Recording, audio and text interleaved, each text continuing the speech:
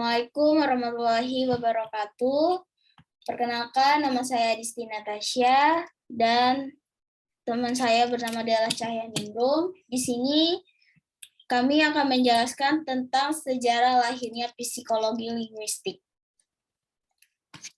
Psiko dalam linguistik, yang pertama tuh ada dalam sejarah kajian linguistik ada sejumlah pakar linguistik yang menaruh perhatian besar pada psikologi.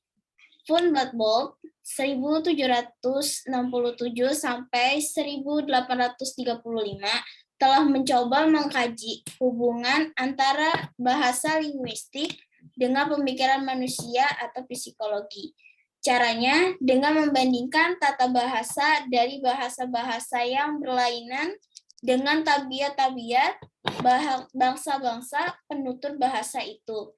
Tampaknya Von Humboldt sangat dipengaruhi oleh aliran rasionalisme. Silakan, Dela. Yang selanjutnya ada linguistik dalam psikologi. Nah, Weiss mengakui adanya aspek mental dari bahasa.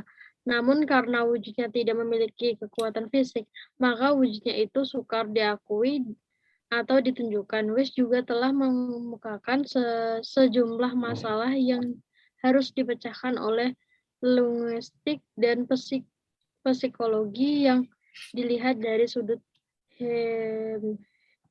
Forest, yaitu sebagai berikut. 1. Bahasa merupakan suatu kumpulan respon yang jumlahnya tidak terbatas terhadap suatu stimulus.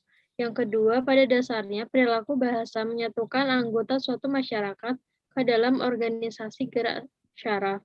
Yang ketiga, perilaku bahasa adalah sebuah alat untuk mengubah dan meragamkan kegiatan seorang sebagai hasil warisan dan hasil pemrograman. Yang keempat, bahasa dapat merupakan stimulus terhadap suatu respon atau sebaliknya. Yang kelima, respon bahasa sebagai stimulus pengganti untuk benda dan keadaan yang sebenarnya. Untuk selanjutnya ada kerjasama psikologi dan linguistik. Kerjasama secara langsung di antara disiplin linguistik dan psikologi sebenarnya sudah dimulai sejak tahun 1860, yaitu oleh Heimann Sethal, seorang ahli psikologi yang beralih menjadi ahli linguistik, dan Moritz Lazarus, seorang ahli linguistik yang beralih menjadi ahli psikologi. Menurut Sethal, sebuah ilmu psikologi tidak mungkin dapat hidup tanpa sebuah ilmu bahasa. Juga dikatakannya bahwa satu-satunya jalan untuk masuk ke dalam akal manusia adalah melalui hukum-hukum asal bahasa dan bukan melalui panca indera manusia. Yang selanjutnya ada psikologistik sebagai disiplin mandiri.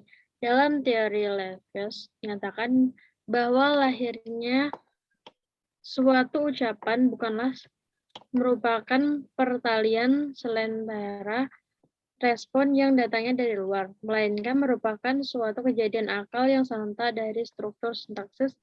Ucapan itu hanya secara tidak langsung dihubungkan dengan bentuk urutannya. Di sini ada 3 generasi dalam psikolinguistik.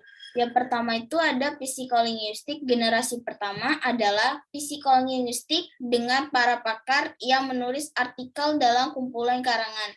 Yang kedua itu ada psikolinguistik generasi kedua.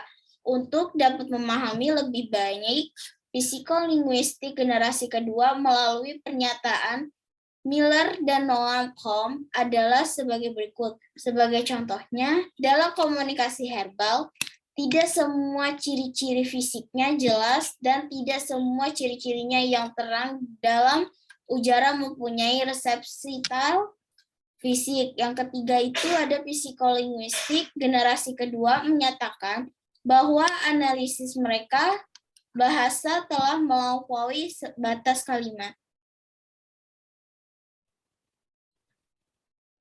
Yang selanjutnya ada ciri-ciri psikolinguistik generasi ketiga adalah sebagai berikut. Yang pertama ada orientasi. Mereka ke psikologi tetapi bukan psikologi perilaku. Yang kedua, keterbatasan mereka dari keluarga atau tanda kutip psikolinguistik kalimat dan keterlibatan dalam psikolinguistik yang berdasarkan situasi dan konteks. Yang ketiga, adanya suatu pergeseran dari analisis mengenai proses ujaran yang abstrak ke suatu analisis psikologis mengenai komunikasi dan pemikiran. Sekian presentasi